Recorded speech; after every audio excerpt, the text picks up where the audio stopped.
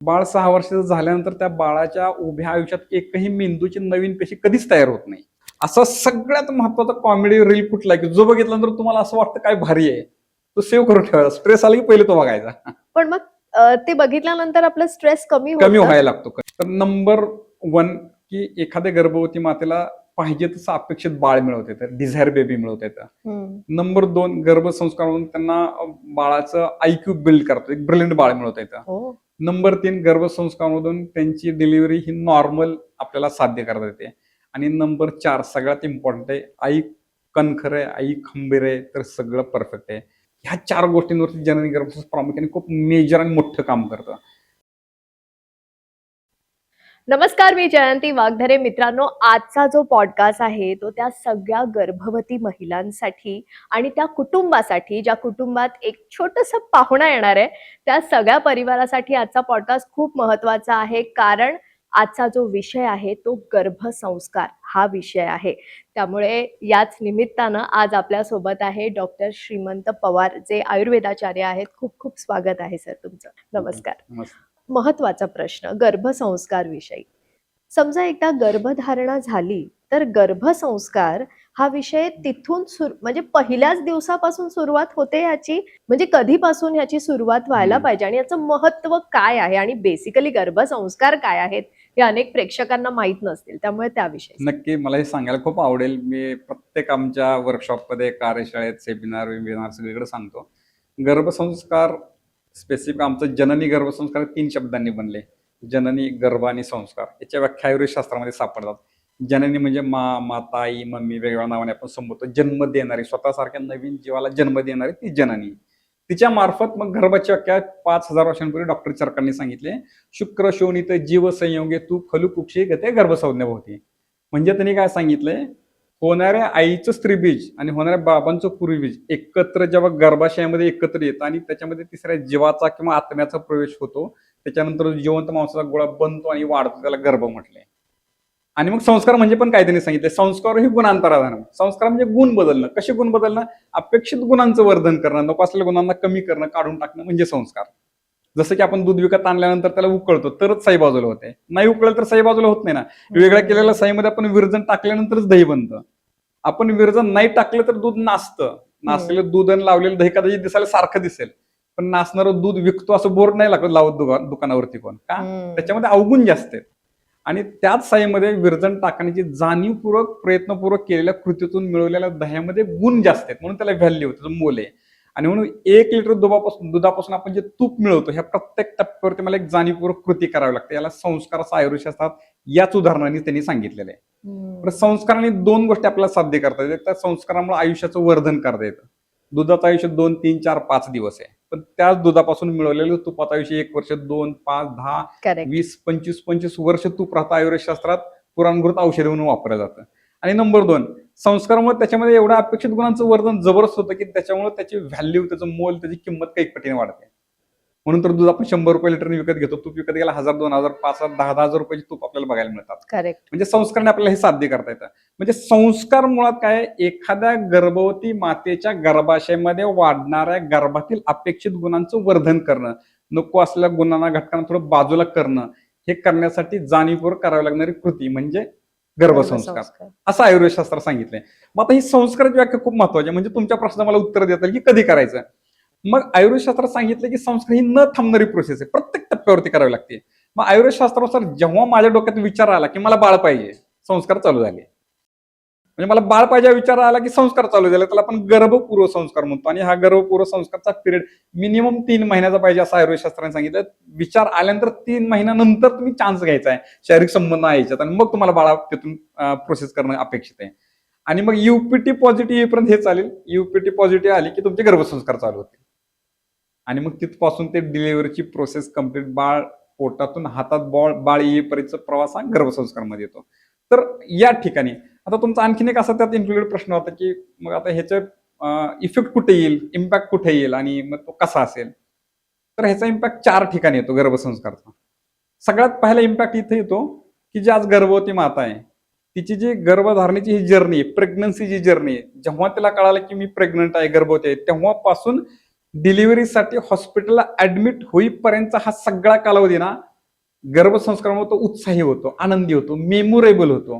म्हणजे तो उत्सव म्हणून सेलिब्रेट करते. नाहीतर आम्हाला जनरली क्लिनिकमध्ये प्रॅक्टिसमध्ये बघायला मिळतं की अशा खूप साऱ्या गर्भवती माता की डॉक्टर साहेब कधी एकदा मोकळी होईल असं झालंय. आणि हे दुर्दैव आहे खरं. देवाने सगळ्यात पॉवरफुल कुठली गोष्ट दिली जगाच्या पाठीवर ती स्त्रीला दिली आणि ते स्वतःसारख्या नवीन जीवाला जन्म देण्याची ताकद दिली आहे. आणि ते लाईफमध्ये फार वेळा नाहीये. तो उत्सव आहे, तो सेलिब्रेट व्हायला पाहिजे, ते माहिती नाहीये आणि तो सेलिब्रेट होतो गर्भसंस्कारमुळे. की एखाद्या स्त्रीच्या लाईफ मधला सगळ्यात मोठा मेमोरल स्पॅन आहे ना, हा स्पॅन आहे. तो माहित नाही, तो माहित होणं आणि तो सेलिब्रेट करणं हे पहिलं पॉईंट साध्य होतं. दुसरा काय आहे, आपल्याकडे पिक्चरमध्ये सिरियलमध्ये खूप वेळा बघितलं असतं की गर्भवती मातेच्या डिलिव्हरीची प्रोसेस कशी होते, आरडाओरडा, किंचाळणं, घाबरणं आणि असं काही नसतं. कुठेतरी कोणतरी नातेवाईक सांगतात, डिलिव्हरीच्या वेळेस आपल्या जवळ पण नसतात ते आणि त्यांनी काहीतरी वाढवून सांगितलेलं असतं. असं काही नाही. आणि मग हॉस्पिटलमध्ये ऍडमिट झाल्यापासून बाळ डिलिव्हरी होऊन हातात घेऊन घरी येईपर्यंतचा प्रवास म्हणजे डिलिव्हरीची प्रोसेस ही सुखमय होते.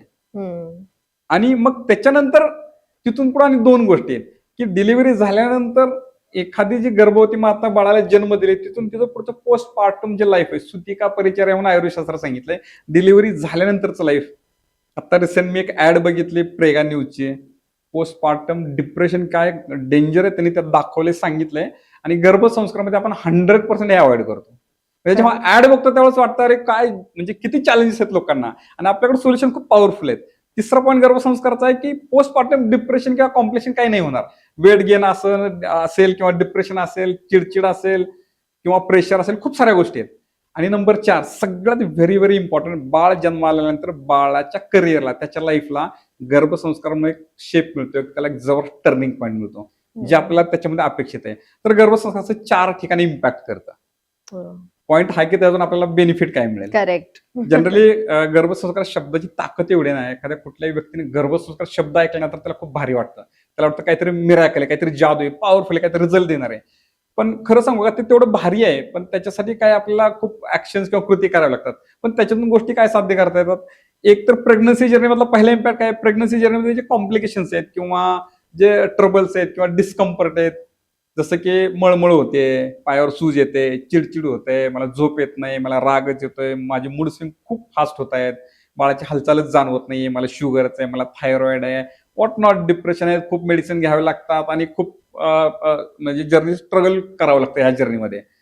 तर हे सगळं जवळपास 99% हे प्रॉब्लेम गर्भसंस्कारामुळे कमी होतात. खरंच हा पहिला फायदा. एखाद्या स्त्रीसाठी त्या दिवसांमध्ये मळमळ होणं आणि काही काय खायचंय काय नाही खायचंय म्हणजे इतके मूड स्विंग्स होतात आपले, ह्या सगळ्या गोष्टी खरंच खूप इरिटेटिंग आहे. कारण यातलं 99% कमी होतात. मी 100% नाही म्हणणार, ह्याचं रिझन आहे 1% मेडिकल कंडिशन आहेत. कारण प्रेग्नन्सी राहिल्यानंतर खूप हार्मोनल चेंजेस व्हायला लागतात. बॉडी त्या हार्मोनला आणि म्हणजे ऍडजस्ट केलेलं नसतं बरोबर. आणखीन. आणि विशेषतः त्या गर्भवती मातेला जर हे माहित नसेल, रस्त्याने जाताना जर मला स्पीड ब्रेकर नाही तर ते गाड्या आदळायचा जास्त त्रास होतो. पण मला माहिती तर मला टॅकल करता येतो. करेक्ट. एक्झॅक्ट गर्भसंस्कारामध्ये खूप चॅलेंजेस आपल्याला टॅकल करता येतात. नंबर 2 डिलिव्हरीची प्रोसेस, जे आपण जनरली तुम्ही म्हटलात की IVF चं प्रमाण वाढत चाललं, तसं सिझरचं पण प्रमाण वाढताना आपल्याला बघायला मिळतं. तर त्याचा इफेक्ट त्याचा डिलिव्हरीच्या प्रोसेसमध्ये पण आपल्याला खूप जवळपासून बघायला मिळतो. तिथले खूप कॉम्प्लिकेशन्स कमी होतात. स्मूथ नॉर्मल डिलिव्हरी होण्यामध्ये खूप मेजर रोल आहे. असंही अनेकदा म्हटलं जातं की गर्भसंस्कारामुळे नॉर्मल डिलिव्हरी सुद्धा होऊ शकते. तर खूपच इंटरेस्टिंग आहे हे. तर खरंच गर्भसंस्कार केल्यानं नॉर्मल डिलिव्हरी होते, याविषयी काय म्हणायचं आहे तुम्हाला? तर प्रेग्नन्सी जर्नीमध्ये सगळे बेनिफिट काय आहे पहिला, तर हे सगळे कॉम्प्लिकेशन्स कंप्लेंट कमी होतात ऑलमोस्ट 99%. नंबर 2 या जर्नीमध्ये डिलिव्हरीच्या प्रोसेसमध्ये आणि डिलिव्हरी झाल्यानंतर बाळाला पण डिस्कम्फर्ट आहेत. ते आईला कळत नाही. बाळ Correct. 2-2.5 वर्षाचे जो पण तोंडाने सांगत बरोबर. नाही, तो पण आईला पण कळत नाही. आईला कळतं काहीतरी त्रास आहे, धावत पळत डॉक्टरकडे घेऊन जावं घेऊन लागतं. जावं लागतं. डॉक्टर पण त्याच्या एक्सपिरियन्सने नॉलेजने प्रयत्न करतात, पण ते आपल्याला सगळं लगेच सापडतं अशातला भाग नाही. आयुर्वेदाचं असं म्हणणं आहे की त्रास झाल्यानंतर त्याच्यावर उपचार करण्यापेक्षा त्रास होऊ नये म्हणून आपण काहीतरी केलं पाहिजे. म्हणून आयुर्वेदाची स्थापनाच जेव्हा देवांनी केली, धन्वंतरी देवताच्या माध्यमातून, त्या 2 कारणांसाठी केली. आयुर्वेदाची सुरुवात पण खूप छान केली. त्यांनी सुरुवातच अशी केली, स्वस्थस्य स्वास्थ्य रक्षणम. पहिलं एम आहे की स्वस्थ माणूस स्वस्थ राहायला पाहिजे. आणि मग दुसरं आहे आतुरस्य विकार परिमोक्ष आहे, म्हणजे जो आजारी पडलाय त्याला नीट करणं.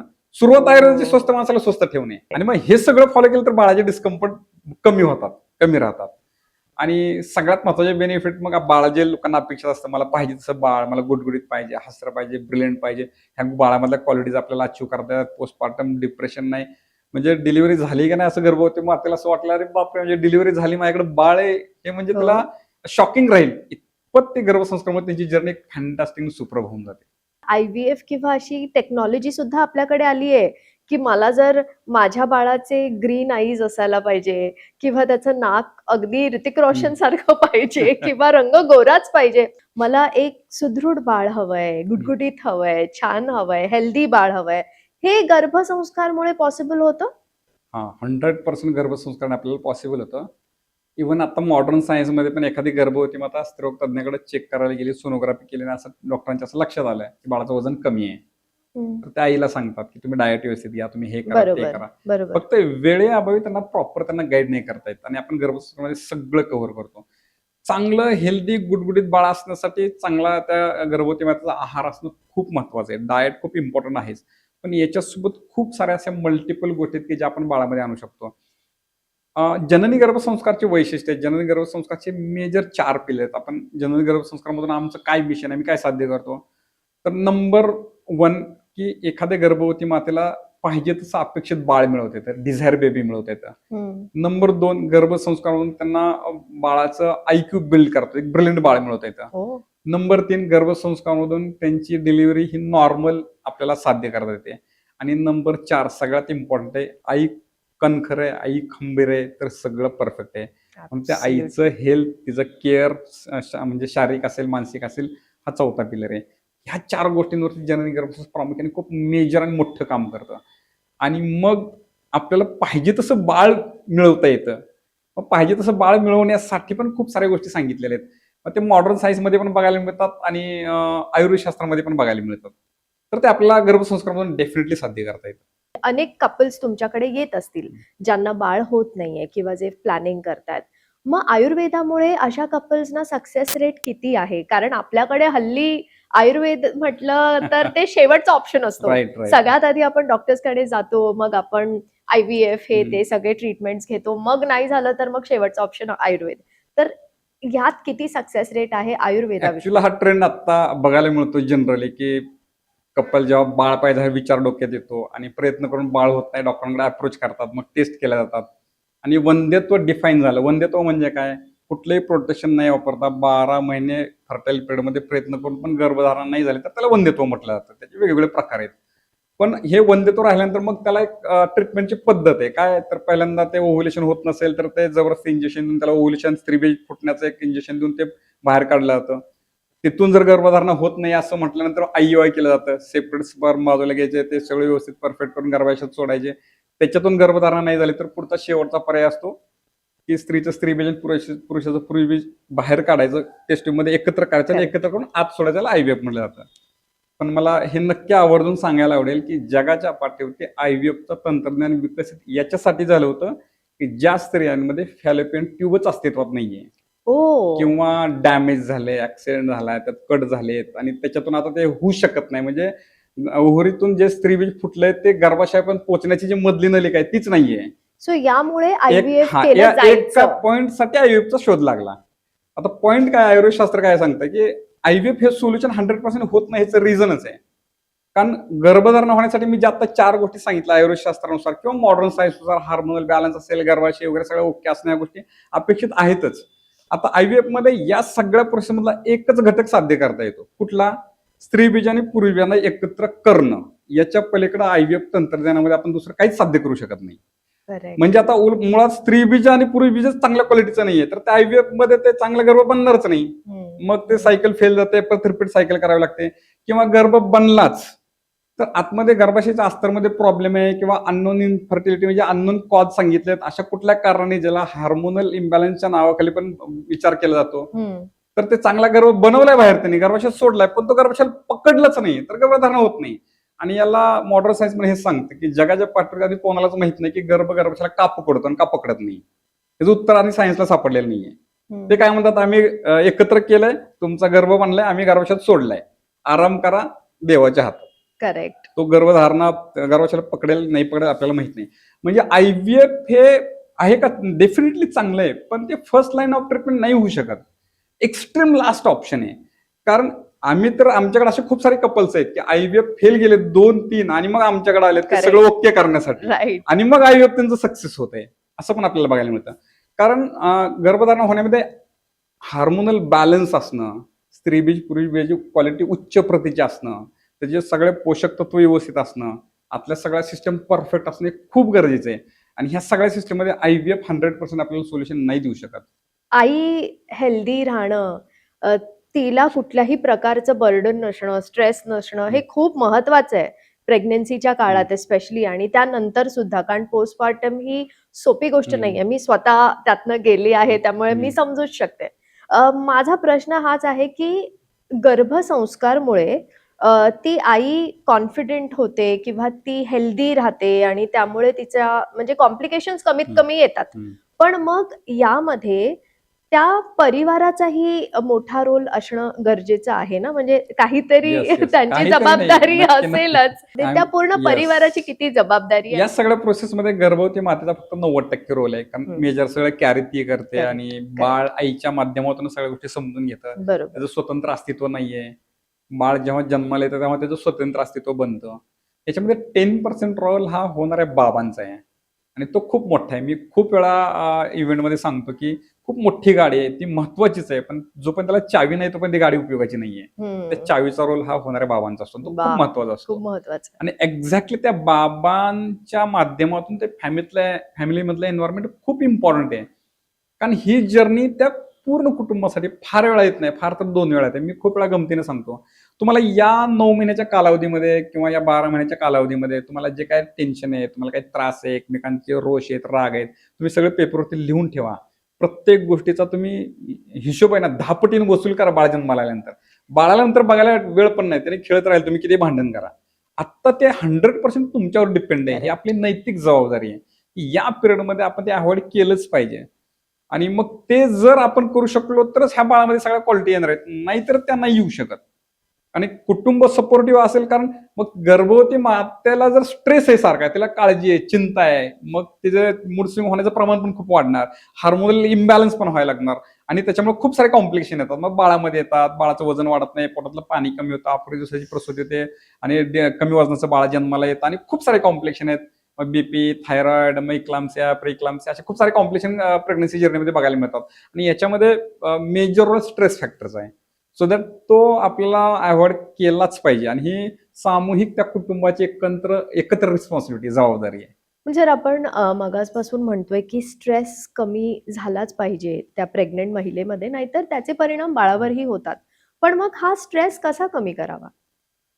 कारण स्ट्रेस कमी ऑटोमॅटिक नाही होणार.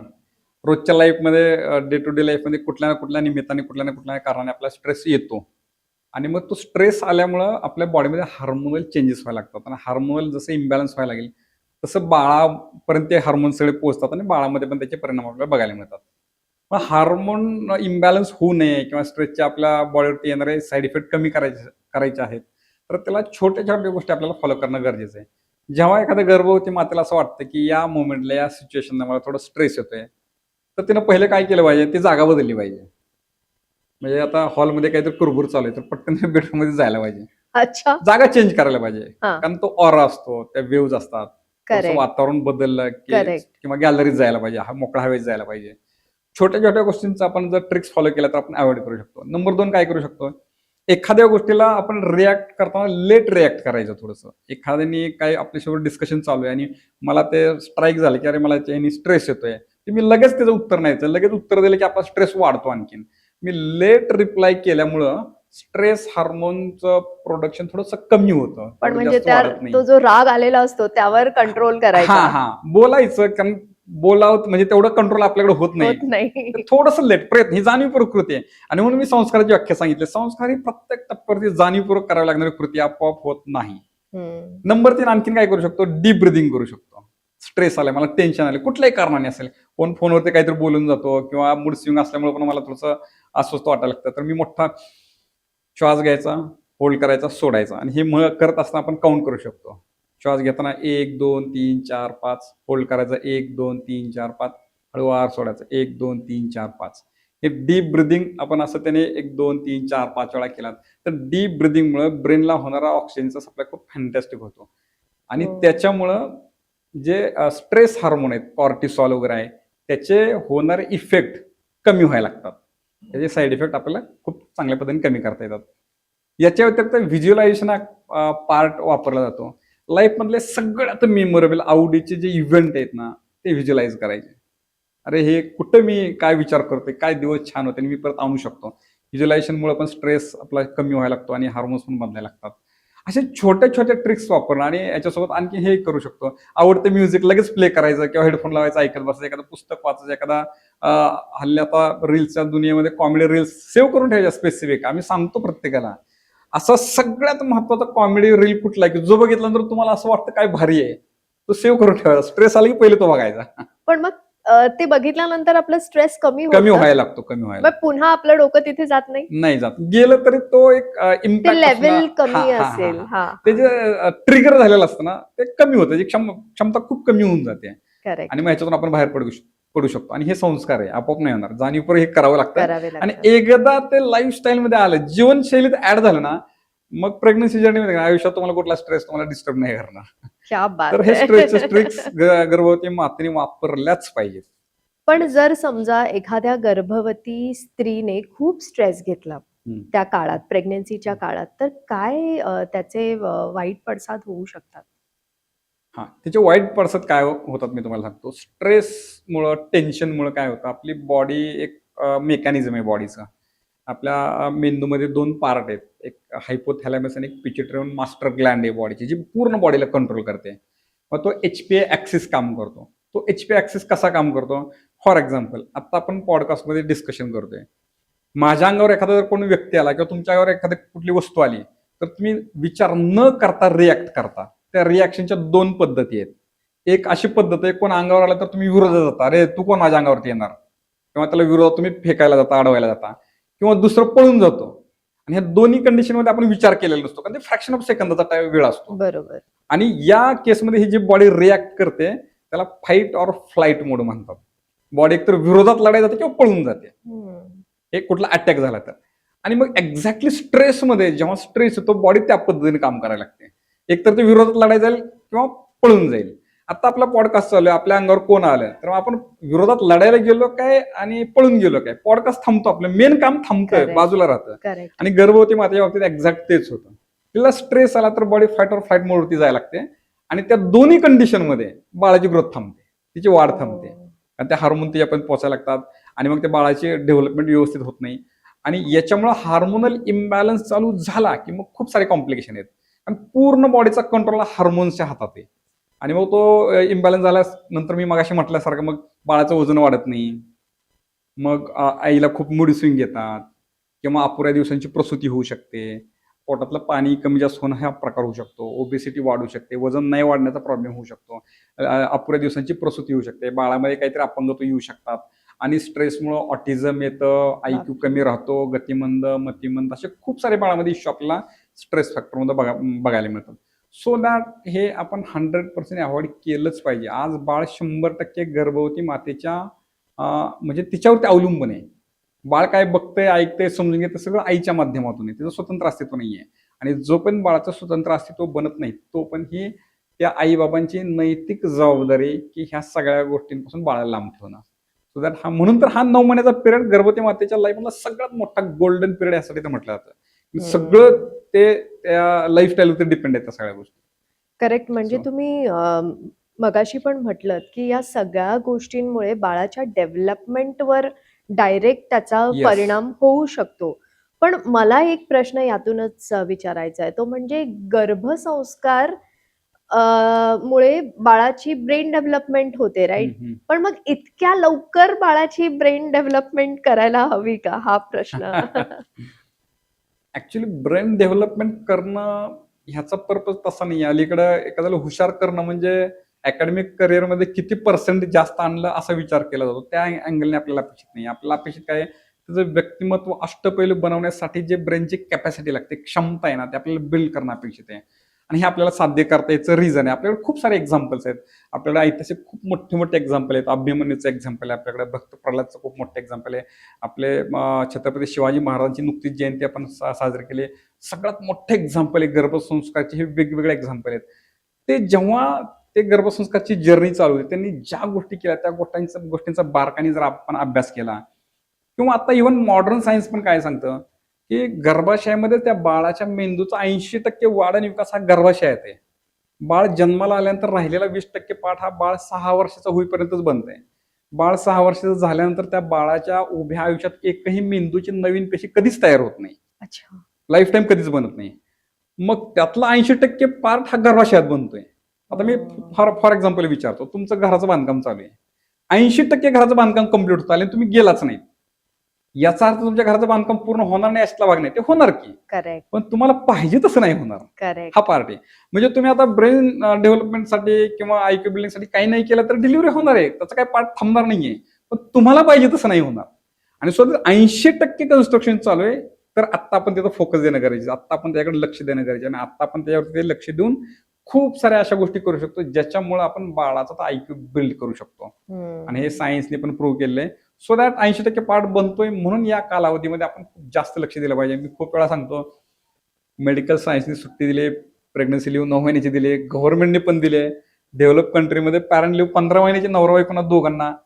मग ही लिव्ह याच्यासाठी नाही की झोप काढते, बिग बॉस Bed rest बघते, घ्या. कुठे तर रील्स बघते, कुठल्या तर वेब सिरीज नवीन आली आहे आणि टाइमपास चालू आहे, कोणाला तरी फोन करून विनाकारण म्हणजे अननेसरी गप्पा मारायच्या ज्याच्यामुळे काहीतरी कॉम्प्लिकेशन होतात. तर हा सगळा फोकस या 9 महिन्यामध्ये इथं व्हायला पाहिजे. आणि हा एन्जॉयबल आहे, हे काही बर्डन नाही आहे. त्या मातेला जर ह्या सगळ्या गोष्टी लक्षात आल्या, गर्भवती मातेला, तर तिची लाईफ अफलातून होऊन जाते गर्भसंस्कारमध्ये. फक्त एक हाताने टाळी नाही वाजत, त्याने ती इम्प्लिमेंट करायला पाहिजे, त्यात इन्व्हॉल्व्ह व्हायला पाहिजे. तर मग जर्नी खूप जबर असते.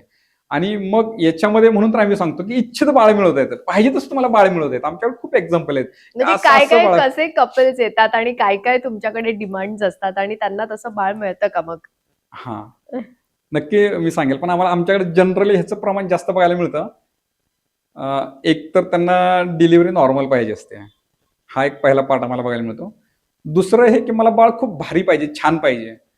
दुर्दैव हे आहे की त्यांना एक्झॅक्ट कसं पाहिजे हे माहिती नाहीये. अच्छा. म्हणजे मला बाळ कसं पाहिजे याची आयडियोलॉजी क्लिअर नाही. बाळ कसं पाहिजे, हुशार पाहिजे, देखणं पाहिजे, गुडगुडीत पाहिजे, हसरं पाहिजे, पण नक्की कसं पाहिजे, हा प्रश्न जेव्हा मी 100 गर्भवती मातांना विचारतो, 100 मातांची 100 ते 100 उत्तर वेगळे असतात.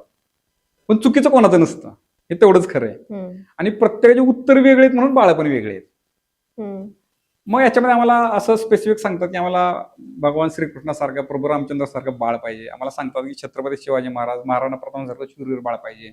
आम्हाला सांगतात की गौतम बुद्धांसारखं बाळ पाहिजे, गणपतीची बुद्धिमत्ता असणारं बाळ पाहिजे. आम्हाला सांगतात की आमचं बाळ उजळ पाहिजे, आमचं बाळ अग्रेसर पाहिजे, आमचं बाळ जिंकणारं पाहिजे, आमचं बाळ हसरं पाहिजे, बघितलं तर घ्यावं असं वाटणारं पाहिजे, असं बाळ पाहिजे. असं मला वेगवेगळ्या माता असे वेगवेगळं couples सांगतात सांगतात. तुम्हाला. त्याच्यावरती एक प्रोग्राम बनतो. तो प्रोग्राम बनल्यानंतर त्याला जर त्यांनी एक्झिक्यूट केला आणि त्याच्यावरती काम केलं तर ते तसं आपल्याला बनवता येतं. याचं रिझन तुम्हाला सांगतो. मॉडर्न सायन्सची एक ब्रँच आहे जेनेटिक. तसं तर जीन्स आई वडिलांकडून बाळामध्ये येतात. करेक्ट. मग गर्भसंस्कारमध्ये आपण काही जीन बदलत नाही, आई वडिलांकडूनच बाळामध्ये जीन्स येतात. हे जेनेटिक सांगतं. जेनेटिकला 150 वर्षांपूर्वीपेक्षा मोठा इतिहास आहे, जो मेंडल थेरी म्हणून ग्रेगॉर मेंडलनी इस्टॅब्लिश केली 1866च्या आसपास. आणि मग आत्तापर्यंत स्टोरी मागच्या काही वर्षांपर्यंत अशी होती की आईबाबांच्या जशा क्वालिटी तशा बाळामध्ये येतात. पण तुमच्या पण पाहण्यात असं असेल की अशा खूप साऱ्या लोकांच्या पाहण्यात असं असतं की प्रवासामध्ये, नातेवाईकांमध्ये, एखाद्या फंक्शनमध्ये आपण बघतो की आईबाबा काळे पण बाळ गोर आहे, आईबाबा गोर आहेत पण बाळ निमगोर आहे, सावळ आहे. हो, हो. आणि ते किंवा समोरून गेले तर एक आपले खूप कुजबुज होते मोठं मागं. उदाहरण आहे आपल्याकडे, सचिन तेंडुलकर. हम्म. म्हणजे त्यांची हाईट तशी फार Yes, कमी yes, आहे, yes. पण अर्जुन तेंडुलकर त्यांची हाईट खूप मोठी इतका आहे. उंच. Yes yes yes. सो प्रश्न तर पडतातच नक्कीच. ऑफकोर्स. असे खूप एक्झाम्पल आपल्याला बघायला मिळतात आणि आपल्याकडे कुजबुजून होते, खरंच का बाई ह्यांचंच बाळ आहे का, असं म्हणजे लेडी ते गप्पा मारतात की डाऊट येणे इतपत. असं शास्त्रज्ञांच्या पण लक्षात आलं आणि मग अभ्यास चालू झाला. हे असं का होते, असं का होते, असं का होते. जेव्हा आपण ते जीन्स आई वडिलांकडून मुलामध्ये येतात ना, खूप साऱ्या क्वालिटी त्या जीन्समध्ये आहेत. आपण गर्भाची व्याख्या बघितली, आईचं स्त्रीबीज आणि वडिलांचं पुरुषबीज एकत्र येऊन गर्भ बनलाय. ते स्त्रीबीज पुरुषबीज येताना जीन्स घेऊन येतात. जीन्समध्ये खूप साऱ्या क्वालिटीज लपलेल्या आहेत, त्यातले कुठले तरी क्वालिटी बाळामध्ये एक्सप्रेस होणार आहे. मग अशा खूप साऱ्या, मग आपण समजायला भाषा रंगाची फार लोकांना कळते म्हणून आपण रंग घेऊया, हो की आई एकदम गोरी गोमटे आणि बाबा एकदम काळी कुट्टे आहेत. अशी जगाच्या खूप एक्झाम्पल आहेत. त्यांना बाळ झालं तर कसल्या रंगाचं बाळ होईल असा प्रश्न पडला. तर मग असं वाटायला लागतं जेनेटिक सांगतं की कुठला एक जीन एक्सप्रेस होईल त्याच्यामध्ये, गोरं होईल किंवा काळं होईल. हा, असं तर नाही होणार अर्ध गोरं किंवा अर्ध काळं, पण असं पण बघायला मिळतं. ते सावळच आहे, ते निमगोरच आहे, ते गोरं पण नाही, ते काळं पण नाही, वेगळ्याच क्वालिटी बाळामध्ये दिसतात असं बघायला मिळतं. मग ह्याच्यावर जेव्हा शास्त्रज्ञांनी स्टडी करायला सुरुवात केली तेव्हा असं लक्षात आलं की ते जीन्स आहेत, पण ते त्या जीन्समध्ये क्वालिटी पण आहेत, पण तो जीन्स एक्सप्रेस व्हायला पाहिजे तर त्या क्वालिटी दिसत आहेत आपल्याला. आणि मग असे जीन्स व्यतिरिक्त खूप सारे फॅक्टर आहेत की ते जीन्स एक्सप्रेशन मध्ये महत्वाचा रोल पार पडतात. मग ते कुठले फॅक्टर आहेत? त्या सगळ्या फॅक्टरचा स्टडी करणारी एक नवीन मॉडर्न सायन्सची ब्रँच इस्टॅब्लिश झाली, ती इपिजेनेटिक. ते 1940च्या आसपास इस्टॅब्लिश झाली. खूप मोठं संशोधन चालतं त्याच्यामध्ये पण. मग इपिजेनेटिकने सांगितलं की असे फॅक्टर आहेत जीन्स व्यतिरिक्त ते ठरवतात की कुठली क्वालिटी एक्सप्रेस व्हायला पाहिजे. मग ते कुठले फॅक्टर आहेत? तर एन्व्हायरमेंटल फॅक्टर आहेत, त्याच्यामध्ये डाएट आहे, स्ट्रेस आहे, जे वारंवार मी उच्चार केला, केमिकल्स आहेत, आणि असे खूप सारे फॅक्टर आहेत की ज्याच्यामुळं मग त्याच्यात बिहेवियर आहे, विचार करण्याची पद्धत आहे, आणि ह्या सगळ्या गोष्टी आहेत, लाईफस्टाईल आहे, ह्या सगळ्या गोष्टींमुळे ते जीन्स एक्सप्रेशन मध्ये बदल घडायला लागतो. आणि मग ह्या सगळ्या गोष्टी 1940 नंतर मॉडर्न सायन्सने सांगितलं, पण या सगळ्या गोष्टी 5,500 वर्षांपूर्वी आयुर्वेद शास्त्रात सांगितलं.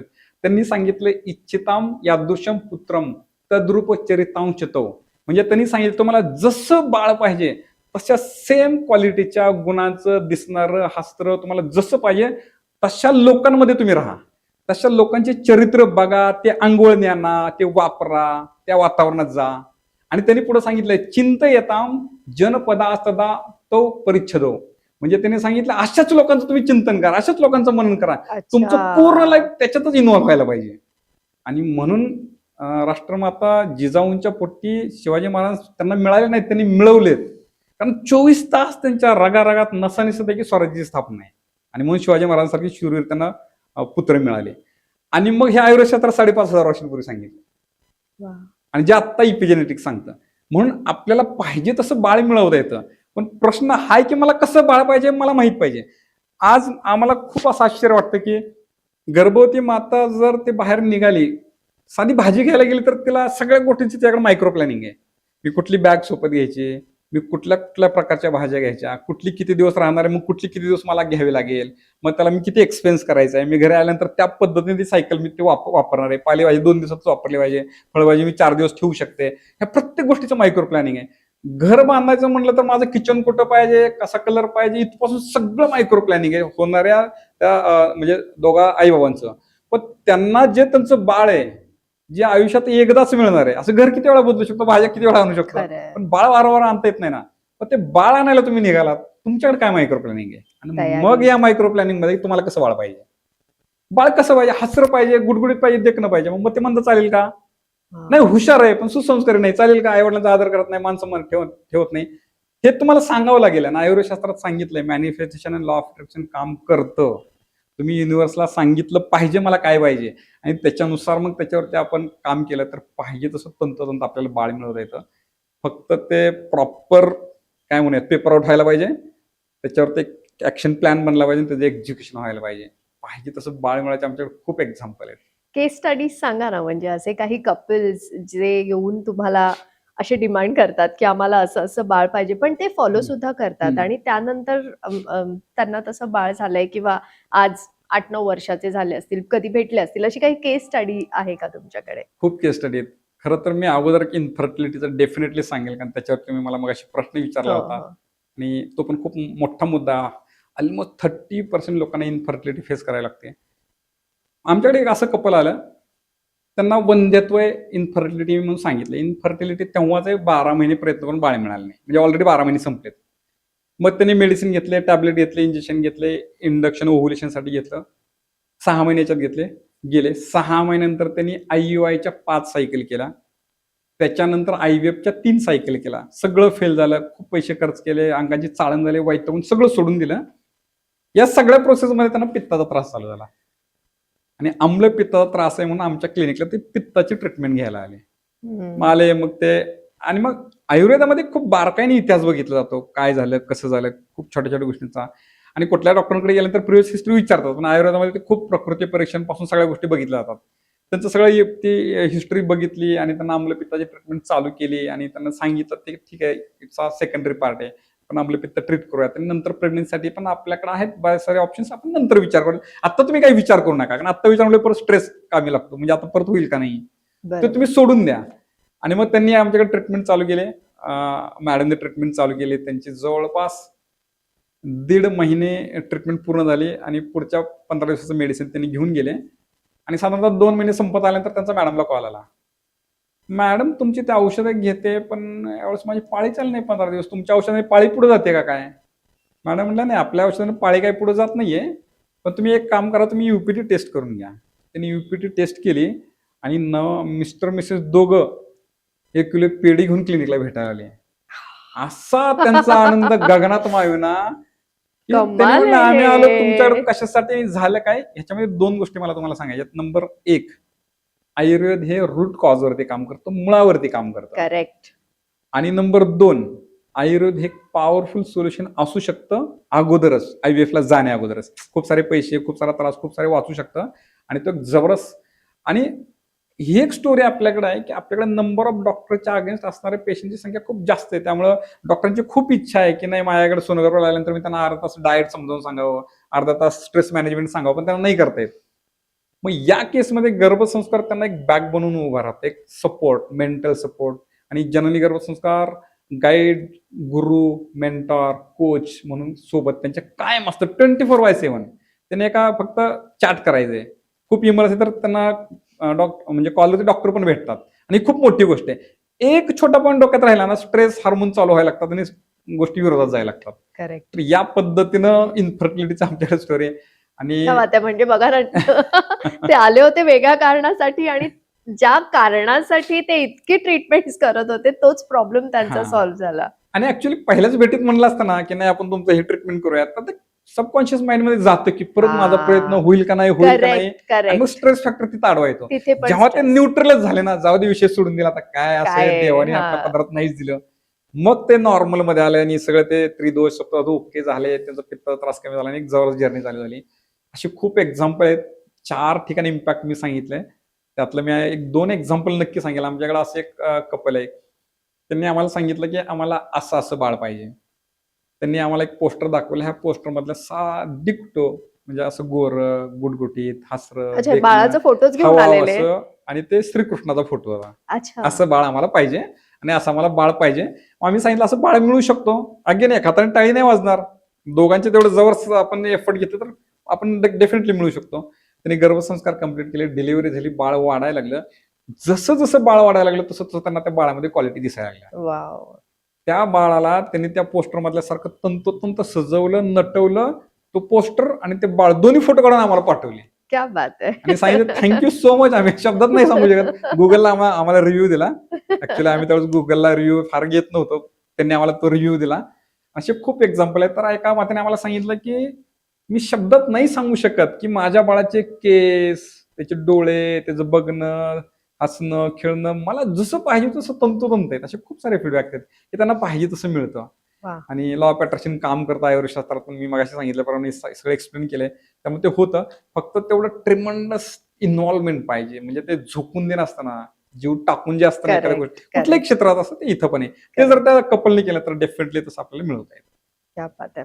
म्हणजे आपण आतापर्यंत गर्भसंस्कारचे फायदे, गर्भसंस्कारचा कशा पद्धतीने आपण प्रेग्नन्सीमध्ये सगळ्यात जास्त बेनिफिट्स आपण घेऊ शकतो, त्याच्याने आईला किती बरं वाटेल किंवा सगळ्या हं. गोष्टींवर आपण डिस्कस केलं. पण गर्भसंवाद म्हणजे नक्की काय आहे आणि त्याचा परिणाम बाळावर कसा होऊ शकतो? गर्भसंवाद म्हणजे हे आईनी बाळासोबत असलेलं इमोशनल कनेक्शन आहे, इमोशनल बॉन्ड बिल्ड करणे, ज्याच्यामध्ये आई बाळासोबत बोलते, गप्पा मारते, ट्रिक्स आहेत, काय टेक्निक्स आहेत, काय वर्ड्स आहेत, ती यूज करणं गरजेचं आहे. याच्यामुळं आईचं बाळासोबतचं कनेक्शन एवढं स्ट्रॉंग होतं, जबरदस्त होतं, कारण आईच्या माध्यमातूनच बाळापर्यंत सगळ्या गोष्टी पोहोचतात. आणि याचे खूप सारे एक्झाम्पल आपल्याला माहिती आहेत, पण हे गर्भसंवादामध्ये येतं असं आपल्याला ते जाणवत नाही. आणि गर्भसंवादमुळं बाळाचा सर्वांगीण वाढ विकास खूप जबरदस्त पद्धतीने होतो. बाळाच्या IQ बिल्डिंगमध्ये पण खूप महत्त्वाचा रोल आहे. बाळाच्या डिझायरपणा, म्हणजे मला जसं पाहिजे तसं बाळ होण्यामध्ये त्याचा रोल आहे. आणि नॉर्मल डिलिव्हरीमध्ये पण त्याचा खूप जबरदस्त इम्पॅक्ट आहे संवादचा. पण एक मी जर कट केलं तुम्हाला, सॉरी, ॲज अ लेमॅन मला विचारायचंय की जर ब्रेन डेव्हलपच झालेलं नाहीये, तर मग गर्भसंवाद कसा होऊ शकतो? त्या बाळाला कळतंय का आई जे बोलतेय ते? ऍक्च्युली कसं आहे, बाळाचे जे डेव्हलपमेंट ग्रोथ आहे ना, बाळाला असं डायरेक्ट शब्दातून सुरुवातीला 4 महिने पण नाही कळत. 4 महिन्यात त्याच्या कानाचे अवयव विकसित व्हायला लागतात. 6 महिन्याचा गर्भ बाहेर ते सगळ्या गोष्टी ऐकतो. ऐकलेल्या गोष्टीला रिस्पॉन्ड पण करतो. तो गोष्टी लक्षात पण ठेवू शकतो. हे सायन्सने पण प्रूव्ह केलं, आयुर्वेदशास्त्रात पण सांगितलंय. सो दॅट 5व्या महिन्यापासून बाळाला सगळं कळायला लागतं. 7वा-8वा म्हणजे बाळाला सगळं कळतं. बाळ बाहेर आल्यानंतर अंगठा तोंडात घालतो, किक मारतो, रडतो, हसतो, सगळं पोटात करतो तो. ए टू झेड. आमच्याकडे तो 3Dचा व्हिडिओ आम्ही प्ले करतो सेमिनारमध्ये.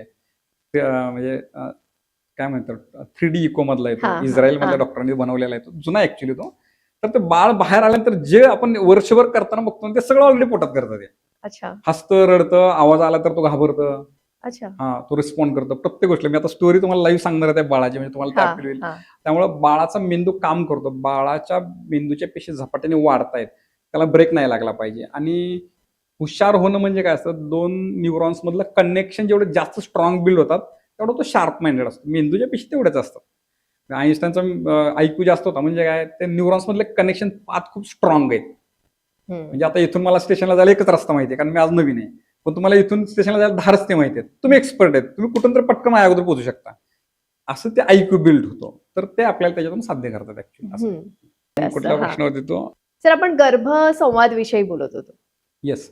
तर गर्भसंवादचं आपल्याकडे एक एक्झाम्पल बघितलं तर जनरली कॉमन बघायला मिळतं की डिलिव्हरी झाल्यानंतर बाळ जर खूप रडायला लागलं तर ती आई बाळाला घेते आणि आपल्या छातीला लावते. छातीला लावल्यानंतर ते काही सेकंदामध्ये बाळ रडायचं थांबतं.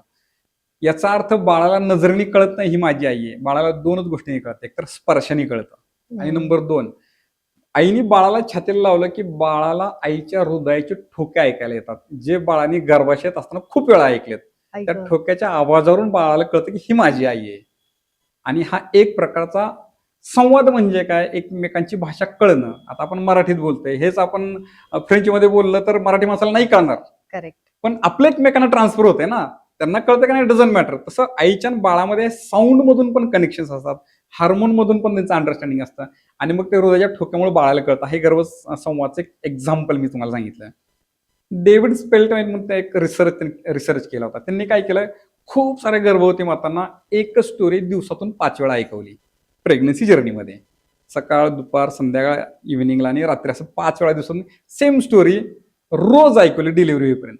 डिलिव्हरी झाल्यानंतर जेव्हा बाळ रडायला लागलं तेव्हा तीच स्टोरी त्यांनी प्ले केली. बाळ लगेच रडायचं थांबतं. अरे, हे इंडिकेट करतं की बाळाने सगळं ऐकलं, त्याला लक्षात आहे ते पॅटर्न म्युझिकचा वगैरे. म्हणजे हे गर्भसंवाद, मग तो म्युझिकच असायला पाहिजे असं काही नाही ना. मग एखादा मंत्र असू शकतं, एखादा डायलॉग असू शकतो, आईचं बाळाशी बोलणं असू शकतं, बाबांचं बाळाशी बोलणं असू शकतं आणि याच्यातून गर्भसंवाद साधता येतो. आणि मला एक खूप जबरदस्त एक्झाम्पल नक्की मला सांगायला आवडेल आमच्या जननी गर्भसंस्कारामधल्या, की आमच्याकडं एका मातेने गर्भसंस्कारासाठी एनरोल केलं. त्यांचे मिस्टर जॉबला दुबईत आहेत.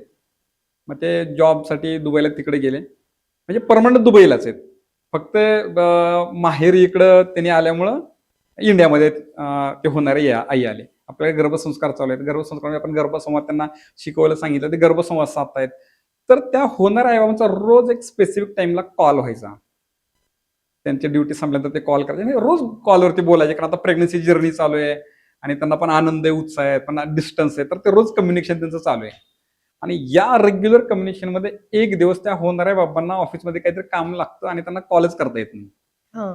कॉल करता येत नाही. जसं ते टाइम संपतं, ओव्हरलॅप होऊन जातं, तेव्हा ते आईला एवढं अस्वस्थ व्हायला लागतं, एवढं बाळ हालचाल करायला लागतं आणि तिला अनबिअरेबल होतो. तो म्हणजे त्याला डिस्टर्ब करतं सगळं. बाळ एवढं हालचाल करायला लागतं, अस्वस्थ वाटायला लागतं आणि ते बाळ बेचैन असल्यासारखं त्याला फील व्हायला त्याला सवय झाली ऐकायची. मग त्यांनी लगेच कॉन्टॅक्ट केला, असं झालंय. मग त्यांना सांगितलं की गर्भसंवादचा पार्ट तुम्ही आत्ता इथे फॉलो करा. त्या बाळाला माहितीये की बाबा या वेळेला बोलतात.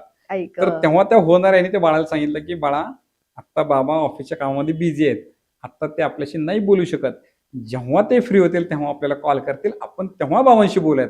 असं म्हणल्याच्या सेकंड मिनिटमध्ये बाळ एकदम शांत झालं. गर्भसंस्कार खूप मोठे एक्झाम्पल आमच्या जननी गर्भसंस्कारामध्ये. सो दॅट गर्भसंस्कार खूप जबरदस्त फॅन्टॅस्टिक पद्धतीने रोल पार पडतात. तो एक इमोशनल बॉन्ड कनेक्ट आईचा बाळासोबत असायलाच पाहिजे. नक्कीच. आणि म्हणजे मगासपासून आपण गर्भसंस्कार विषयी बोलतोय, पण आम्हाला आता उत्सुकता आहे, त्या सगळ्या कपल्सला उत्सुकता आहे की काही टिप्स गर्भसंस्कारचे तुम्ही द्यावेत की जेणेकरून जे आता प्रेग्नंट बायका आहेत किंवा प्रेग्नंट कपल्स आहेत त्यांना यातून काहीतरी घेता येईल. नक्कीच गर्भसंस्कार हे मी मगाशी सांगितल्याप्रमाणे एक गर्भवती मातेची आयुर्वेदिक जीवनशैली एक लाईफस्टाईल आहे, ते आत्मसात करणे. आणि मग याच्यामध्ये छोट्या छोट्या गोष्टींची काळजी असते. 3 ट्रायमेस्टरमध्ये जनरली हा प्रवास डिव्हाइड करतात डॉक्टर. पहिले 3 महिने, मधले 3 महिने, नंतरचे 3 महिने.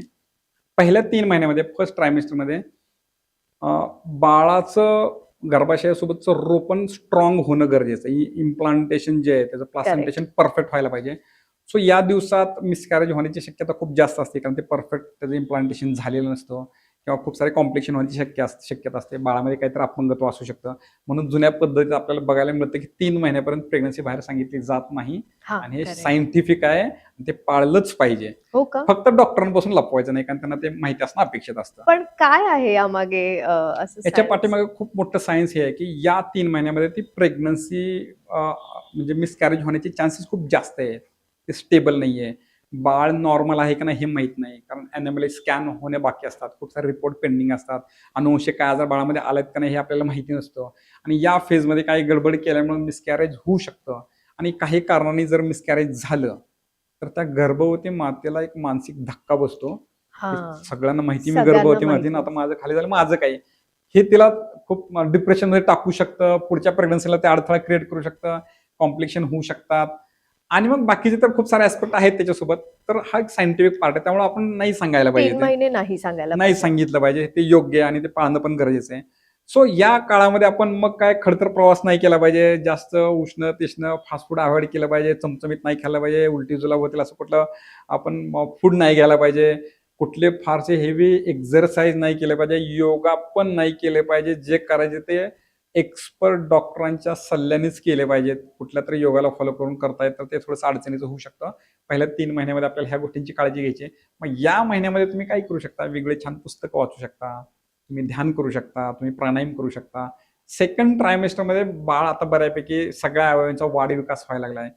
तर या फेजमध्ये त्याचं मन, बुद्धी बनलेलं असतं. तर ते व्यवस्थित होण्यासाठी याच्यामध्ये गर्भध्यान आहे, गर्भसंगीत आहे, गर्भसंवाद आहे. हे सेकंड ट्रायमेस्टर पासून चालू व्हायला पाहिजे, जे बाळाला सगळं कळतं. मग मगाशी सांगितल्याप्रमाणे गर्भसंवादामध्ये तुमची रोजची एखादी प्रार्थना तुम्ही म्हणू शकता, जे तुम्हाला आल्हाददायक वाटते, तुम्हाला एनर्जी देते, तुम्हाला जे मोटिवेट करते, इन्स्पायर करते. अशी कुठली साधी प्रार्थना असते. आम्हाला खूप पॅरेंट्स विचारतात, कुठला मंत्र म्हणू? जो पाठ करायला 9 महिने लागणार आहे तो म्हणण्यात काहीच पॉईंट नाहीये.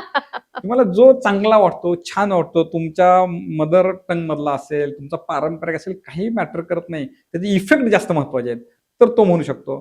तर या मधल्या 3 महिन्यामध्ये आपल्याला ह्या गोष्टींची काळजी आहे. या प्रत्येक टप्प्यावरती तुम्ही तुमच्या डॉक्टरांकडे जाऊन त्या शारीरिक तपासण्या हे त्या सगळ्या वेळेत केल्याच पाहिजेत. थर्ड ट्रायमेस्टर हे सगळ्यात महत्वाचं आहे. याच्यासाठी की या कालावधीमध्ये तुमचा डाएट प्रॉपर असायला पाहिजे, तुमचा योगा व्यवस्थित असला पाहिजे. कारण या ट्रायमेस्टरमध्ये बाळाचं वजन महत्वाचं आहे, बाळाच्या अवतीभोवतीचं पाणी महत्वाचं आहे. या ट्रायमेस्टरमध्ये बाळाला ऑलमोस्ट सगळं कळायला लागतं. त्यामुळे ईच अँड एव्हरी ऍक्टिव्हिटी खूप इम्पॉर्टंट आहे. खूप पॅरेंट्स असं वाटतं की माझा आता 7वा महिना संपत आला आणि आता गर्भसंस्कार कळाले, मग आता मला काय उपयोग होईल का? इथून जास्त त्यांना उपयोग होऊ शकतो. त्यामुळं ईच अँड एव्हरी डे इथून पुढचा महत्वाचा आहे. तर ह्या सगळ्या गोष्टी अचीव्ह करण्यामध्ये लास्ट ट्रायमेस्टरमध्ये हे पण महत्वाचं की नॉर्मल डिलिव्हरीसाठी पण हा पिरियड खूप इम्पॉर्टंट आहे. अच्छा, थर्ड ट्रायमेस्टरमध्ये थर्ड ट्रायमेस्टर. त्याच्यामध्ये काही ऍक्टिव्हिटी करणं अपेक्षित आहे. आणि थ्रूआउट या 9 महिन्यामध्ये तुमचा डाएट प्रॉपर पाहिजे. तुम्हाला शिळं बिलकुल खायचं नाही, फास्ट फूड खायचं नाही. आणि शिळं अन्नामध्ये ब्रेड, बिस्किट आलं, मॅगी आलं, पिझ्झा, बर्गर सगळं शिळ्यामध्ये आलं. आपण ज्या वातावरणात राहतोय, आपल्या अवतीभोवती 200 किलोमीटरच्या सर्कलमध्ये जे पिकतं, जे आपल्याला सहजासहजी सिजनेबल अवेलेबल होतं, ते आणून आपण ताजं शिजवून बनवून खाल्लं पाहिजे. हा डाएटचा पार्ट गर्भसंस्कारामध्ये येतो. रोज तुम्ही प्रार्थना म्हटली पाहिजे, वेळेवर झोपलं पाहिजे, वेळेवर उठलं पाहिजे. जागरण मान्य नाही. स्क्रीन टाइम हा कमीच असायला पाहिजे, कारण तो बाळावरती खूप मोठा इम्पॅक्ट करतो. सो गर्भसंस्काराच्या ह्या छोट्या छोट्या गोष्टी करणं अपेक्षित आहे. पण इम्पॉर्टंट हे अगेन की आपण आपल्या घरातल्या मुलाला ABCD 1, 2, 3 बाराखडी शिकवू शकतो, पण आपण शिकवत बसतो का? नाही, कारण आपल्यापेक्षा एक्सपर्ट जे टीचर आहेत त्यांचं प्रोफेशन आहे, 100% डिवोशन आहे. Correct. आपल्यापेक्षा ते खूप चांगल्या पद्धतीने करू शकतात. हम्म. आणि दुसऱ्या पॉईंट की आपण त्यात परत वेगळं एनर्जी लावण्याची गरज नाही. सो जर गर्भसंस्कार तुम्ही ह्या घरच्या घरी ह्या पद्धतीने राबवू शकता. छान पुस्तकं तुम्ही वाचू शकता. तुमचे धार्मिक तुमचा जो धर्म ग्रंथ आहे तो तुम्ही रेग्युलर वाचू शकता. पण ह्या सगळ्या गोष्टी गर्भसंस्कार शब्दाच्या पाठीमागे जे आयडियल अपेक्षा आहे ना, ती मिळवण्यासाठी मात्र मग गुरुच लागतो. ज्याच्या खरंय. जेवढा काय आपण जुना इतिहास बघू, प्रत्येक क्षेत्रामध्ये एक गुरु कोच असल्याशिवाय त्या क्षेत्रामध्ये ते अल्टिमेट परिणाम कोणालाच मिळाले नाहीत. सो दॅट गर्भसंस्कारामध्ये पण एक एक्सपर्ट डॉक्टर, तुमचे एक्सपर्ट गर्भसंस्कार एक्सपर्ट जे आहेत ते तुमचे गुरु म्हणून या जर्नीमध्ये असायलाच पाहिजेत. म्हणजे तुम्हाला अल्टिमेट रिझल्ट मिळतील. नाहीतर असं होईल मी गर्भसंस्कार केले पण मला परिणाम मिळाले नाही. Correct, correct, correct. सो या पद्धतीनं त्या सगळ्या गोष्टी घरच्या घरी खूप साऱ्या गर्भवती माता डेफिनेटली फॉलो करू शकतात. एक फारच इंटरेस्टिंग गोष्ट मला कळली आहे, की गर्भसंस्कारमुळे नॉर्मल डिलिव्हरी सुद्धा पॉसिबल आहे. म्हणजे नॉर्मल डिलिव्हरी हे पॉसिबलच आहे. तर याविषयी जाणून घ्यायला आवडेल. मग मला प्रश्न पडतो, की लोकं स्कॅन आणि ते सगळं मग का करतात? मग त्याविषयी जरा समजून घ्यायचं. नक्कीच मी पहिले स्कॅन आणि टेस्टवरती बोलेल. या स्कॅन सगळ्या टेस्ट ह्या त्या त्या टप्प्याला केल्याच पाहिजेत. पण स्कॅन आणि ह्या टेस्ट म्हणजे ह्या पुरेशा नाहीत. त्या तोकड्या आहेत, म्हणजे परिपूर्ण आहेत. ह्याचं रिझन आहे. 100 वर्षापूर्वी कुठं तपासण्या नव्हत्या, Correct. स्कॅन नाही, डॉक्टरांकडे कोण जात नव्हतं, होम डिलिव्हरी होत होत्या. तेव्हा पण डिलिव्हरी होत होत्या, आत्ता पण होत आहेत. पण याचा अर्थ टेस्ट करायच्या नाहीत अशातला भाग नाही. त्या 100% केल्याच पाहिजेत. पण त्या टेस्टमधून आपल्याला एकच पार्ट कळतो, बाळाच्या शारीरिक वाढीबद्दल कळतं. लांबी, रुंदी, अंदाजे त्याचं वजन किती आहे कॅल्क्युलेशन करून आपल्याला सांगितलं जातं. जगाच्या बाहेर असं कुठलं तंत्रज्ञान विकसित नाही की ज्याच्यामुळे आपल्याला बाळाची बौद्धिक क्षमता मॅप करता येईल, ज्याच्यामुळे आपल्याला त्याची मानसिक वाढ कशी होते किंवा भावनिक त्याचा विकास कसा होतोय, भावभावनांचा वाढ विकास कसा होतोय, ह्याचं मॅपिंग आपल्याला नाही करता येत. सो दॅट त्यामुळे ते कमी आहे, तोकडे, ते परिपूर्ण नाहीये. आणि दुसरा पॉईंट काय आहे की सोनोग्राफी मधून आपल्याकडे अशा आमच्या क्लिनिकमध्ये खूप सारे एक्झाम्पल आहेत की आता आमच्या क्लिनिकमध्ये 35 मुलांची अशी ट्रीटमेंट चालू आहे की त्यांच्यामध्ये डेव्हलपमेंटल प्रॉब्लेम आहेत. म्हणजे काही मुलांना बोलता येत नाही, काही मुलांना चालता येत नाही, काही मुलांना ऐकायला येत नाहीत. अशी 5 मुलं आहेत की 5 वर्षे झाले त्यांना बोलता येत नाहीत. ऑटिझमचेही प्रकार ऑटिझम, वाढत येस चालले येस. आहे. एकतर पेशंट्स मुंबईवरून आमच्याकडे येतात ट्रीटमेंट घ्यायला. त्यांचा ज्यावेळेस आम्ही इतिहास बघितला, हिस्ट्री बघितली, तर आम्हाला असं जाणवलं की त्यांच्या त्या थ्रूआउट प्रेग्नन्सी जर्नीमध्ये त्यांनी कुठली टेस्ट मिस केली नाही, कुठले व्हिजिट मिस केले नाही. सगळे रिपोर्ट ॲब्सोल्यूट नॉर्मल आहेत. Sonography, NT scan, anomaly scan, NIPT सगळं ॲब्सोल्यूट नॉर्मल आहे. काही प्रॉब्लेम नाही, कुठली हिस्ट्री नाही, काही कॉम्प्लिकेशन नाही. तरी पण त्यांच्या बाळांमध्ये असे त्यांना प्रॉब्लेम जाणवत आहेत. आणि मग म्हणून फक्त स्कॅन टेस्ट यांनी 100% आपल्याला खात्री देता येत नाही. आणि म्हणून त्या स्कॅनच्या रिपोर्ट खाली पण मेन्शन केलेलं असतं की याने 100% आपण म्हणजे हे रिपोर्ट म्हणजे 100% कन्फर्म नाही. आता आपल्याला सगळं नाही कळत, पुढेच कळतं. हे प्रत्येक रिपोर्ट ऑलरेडी त्यांनी प्रिंट केलेलं असतं, म्हणजे ते प्रामाणिकपणे सांगतात असं आहे. सो दॅट म्हणून असे खूप सारे प्रयत्न करणं गरजेचं आहे की असा प्रॉब्लेमच येऊ नये. कारण सगळं आपल्याला टेस्ट म्हणून आपल्याला साध्य नाही करता येत. राहिला प्रश्न, आपल्याला गर्भसंस्कार नॉर्मल डिलिव्हरी साध्य करता येते का? तर ते आपल्याला साध्य करता येते, पण त्याला एक स्टार कंडिशन आहे. ऍज अ डॉक्टर मी तुम्हाला चुकीचं बिलकुल नाही सांगणार, नाही सांगितलं पण नाही पाहिजे. कारण नॉर्मल होणार का सिझर होणार याच्यामध्ये मेडिकलच्या 4-5 कंडिशन आहेत. त्या 4-5 कंडिशन मध्ये ते सिझरच होतं. पण याच्या व्यतिरिक्त अशा खूप साऱ्या कंडिशन आहेत की ज्याच्यामुळे आज सिझर होतं, पण ते आपण नॉर्मलमध्ये कन्वर्ट करू शकतो. अच्छा. पहिले त्या काही मोजक्या कंडिशन सांगतो की ज्याच्यामध्ये आपल्याला ते सिझर करावं लागतं. पण ती पर्टिक्युलर स्पेसिफिक एकच कंडिशन असते. उदाहरणार्थ काय, अंगावरून पाणी चाललंय. आता अंगावरून पाणी चाललंय, बाळ त्या पाण्यात जेव्हा त्या अंगावरून पाणी गेलं तर बाळ डायरेक्ट श्वास घेण्यासाठी हवेत यायला पाहिजे. करेक्ट. मग त्या केसमध्ये ते बाहेर हवेत येण्यासाठी नॉर्मल प्रोसेस मधून येत नसेल तर त्याला सिझर करून काढावं लागतं. पण आता अंगावरून पाणी चाललंय, कळा व्यवस्थित येत आहेत, गर्भाशयाचं तोंड व्यवस्थित उघडायला लागले, तर त्यावेळेस सिझरची गरज नाहीये. आता अंगावरून पाणी चाललंय पण कळाच येत नाहीयेत किंवा येत आहेत व्यवस्थित येत नाही, डॉक्टरांनी इंजेक्शन सलाईन दिले तरी कळा वाढत नाहीत, गर्भाचे तोंड उघडत नाहीत, त्या कंडिशनमध्ये सिझर करावं लागतं. ही एक कंडिशन. नंबर 2, बाळाने पोटामध्ये शी केली, ते नाकात तोंडात जाऊन फुफ्फुसात जाऊन फुफ्फुस खराब होण्याचा एक धोका असतो, त्यावेळेस ते त्याला बाहेर काढला येतं. नंबर 3, जेव्हा बाळ खूप गुडगुडीत छान आहे, खूप पोषण छान झालंय, तर त्या बाळाचा आकार त्या गर्भाशयाच्या प्रवासापेक्षा खूप मोठा आहे, त्याच्यात ते बसूच शकत नाही. त्या केसमध्ये सिझर करून बाहेर काढावं लागतं. किंवा लो लाईंग प्लासेंटा आहे, जे वार आहे ते गर्भाशयाच्या तोंडाशीच आहे, ज्यावेळेस ते किंवा त्या बाळाची नाळ्याची वेळे गळ्याभोवती गुंडाळले गेले, तर ते नॉर्मल डिलिव्हरीचा प्रयत्न केला तर त्या नाळेला ताण बसून ते वार किंवा प्लासेंटा डिटॅच होऊ शकतो, खूप सारा रक्तस्राव होऊन धोका निर्माण होऊ शकतो. या कंडिशनमध्ये सिझर केलं जातं. पण ह्याचं प्रमाण खरं कम्पॅरेटिव्ह खूप कमी आहे सिझरमध्ये. मग सिझरमध्ये वाढण्याचं प्रमाण कुठले रिझन आहेत ह्याच्या व्यतिरिक्त? प्रत्येक टप्प्यावर येणारा अडथळा सिझरमध्ये कन्वर्ट करतो, कसं मी तुम्हाला सांगतो. आज एखादी गर्भवती स्त्री हॉस्पिटलमध्ये ऍडमिट व्हायला गेली डिलिव्हरीसाठी. ऍडमिट व्हायला जाताना लॅक ऑफ नॉलेज आहे, कॉन्फिडन्स कमी आहे, तिने कुठेतरी पिक्चरमध्ये मागे सांगितल्याप्रमाणे सिरियलमध्ये बघितले, कोणी तर काहीतरी स्टोरी सांगितली, ती डोक्यात घेऊन गेली. आता आज जाताना ऍडमिट झाल्यानंतर ज्यावेळेस लेबर रूम मध्ये कळा यायला लागल्यानंतर लेबर रूम मध्ये घेतलं होतं, त्यावेळी तिला भीती वाटली की मगाशी सांगितल्याप्रमाणे HP ऍक्सिस कामाला लागतो, बॉडीला वाटतं काहीतरी आक्रमण झालं, तिचं काम सगळं शिफ्ट व्हायला लागतं. आणि मग ज्या कारणामुळं कळा यायला पाहिजे त्या हार्मोनचं सिक्रेशन व्यवस्थित होत नाही.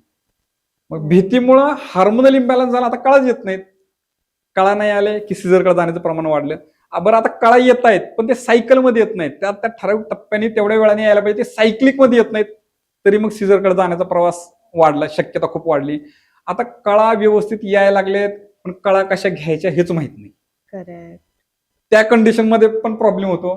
पण आता कळा घ्यायचे थोडेफार ट्रिक माहिती आहेत, पण त्याला ब्रिदिंग किंवा आपलं श्वास कसा अलाइन करायचं हे माहित नाही. तिकडून सिस्टर येतात, घ्या कळा, तुम्ही कळा घेत नाही, कसं नॉर्मल होणार, आणि टेन्शन वाढलं. म्हणजे माझ्याकडून होत नाही काही की आता गिव्ह अप करण्याची शक्यता वाढली, कारण पेन पण असतो, अनबिअरेबल असतो, मागच्या काहीतरी story back of the mind असतात. मधून डॉक्टर येतात, चेक करतात, त्यांनी म्हणतात ताई काळजी करू नका, तुम्ही कळा घ्या, होतं व्यवस्थित, आणि प्रेशर वाढला. आता तर डॉक्टर पण म्हणायला लागले. आणि ह्या कंडिशनमध्ये हार्मोनल इम्बॅलन्स व्हायला लागतो. या सगळ्या जर्नीमध्ये नातेवाईक कान लावून येत. थोडा आरडाओरडाचा किंचाळा ऐकायला आला की नातेवाईक सांगतात, डॉक्टर साहेब आमची मुलगी, आमची सून, तिला पण त्रास नको आणि आमच्या बाळाला पण त्रास नको, सिझर करून टाका. याच्या पलीकडे त्यांचं काही नाहीये, सगळं ओके व्यवस्थित आहे.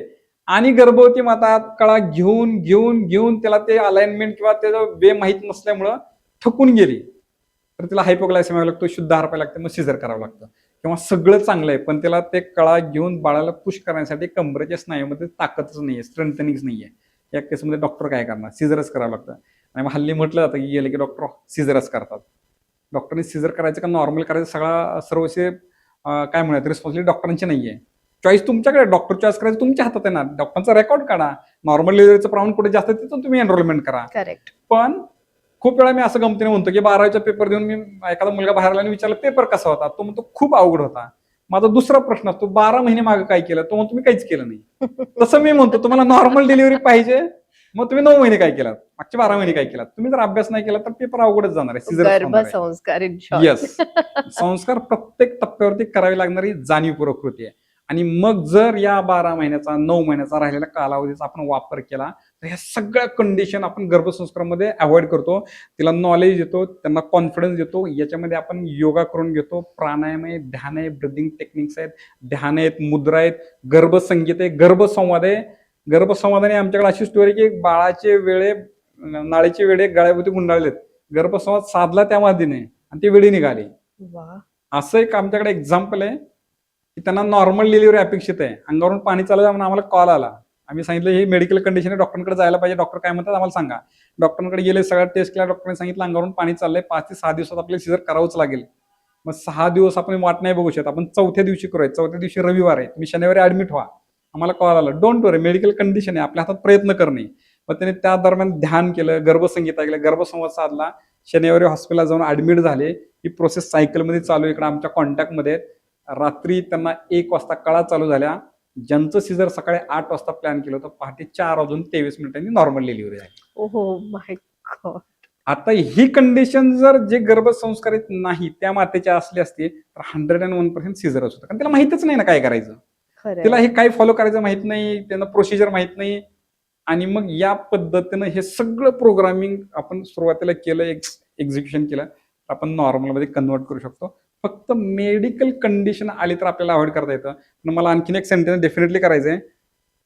न्यूजपेपरमध्ये टाइम्स ऑफ इंडियामधला आय थिंक सो ते होती न्यूज, 47% सिझर होतात कॉर्पोरेट हॉस्पिटल्समध्ये. 47, it's not a joke. Delivery निसर्गाने ही नॉर्मल होण्यासाठीच दिलेली आहे, आपण त्याला ॲबनॉर्मलमध्ये घेऊन चाललोय. आणि ह्याच्यामध्ये प्रत्येक क्षेत्रात 2-4% नक्कीच चुकीच्या पद्धतीने काम करणारे लोक असतील, या क्षेत्रात पण असतील ना, याच्यातला भाग नाही. याचा अर्थ सगळं तसंच आहे याच्यातला भाग नाही. खूप कंट्रोल आपल्या हातात आहेत, खूप गोष्टी आपल्या हातात आहेत, त्या सोडून देऊन जर आपण त्याचा युटिलाइज नाही केला तर मग शेवटी सिझरच आहे. मग नॉर्मल डिलिव्हरी होण्याचे ना बाळाला फायदे मिळतात ना तुम्हाला फायदे मिळतात, पण नॉर्मल डिलिव्हरी झाली तर दोघांना पण त्याचे बेनिफिट मिळतात. सो दॅट त्यासाठी प्रयत्न केलाच पाहिजे आणि आपण साध्य करू शकतो डेफिनेटली. क्या बात आहे, म्हणजे खरंच जबरदस्त काम आहे तुमचं. नक्कीच खूपच माहितीपूर्ण आणि खूपच फायदेशीर अशा अनेक गोष्टी तुम्ही इथे शेअर केल्या, अनेक मुद्दे शेअर केले. गर्भसंस्कार हे किती महत्त्वाचं आहे, हे आजच्या पॉडकास्टमधून अनेक कपल्सला कळणारच आहे. आणि जननी गर्भसंस्कार सोलापूरला आहे आणि त्याची सगळी माहिती आम्ही या YouTube व्हिडिओच्या खाली डिस्क्रिप्शनमध्ये देणारच आहोत. त्यामुळे नक्की तुम्ही संपर्क साधू शकता आणि तुम्हाला हवं तसं बाळसुद्धा तुम्हाला मिळू शकतं. पण Definitely. त्यासाठी तुम्हाला रूल्स फॉलो करावे लागतील. डिसिप्लिन असणं ही कुछ खूप पाने के लिए गरजेचं आहे. कुछ बोना पड़ता है, खोना नहीं पड़ता. एक्झॅक्टली. खूप खूप धन्यवाद डॉक्टर, Yes. आज तुम्ही इथे आलात Thank you, आणि ma'am. इतकी Thank you छान so much. माहिती आम्हाला दिलीत. Thank you so much. Thank you ma'am, thank you.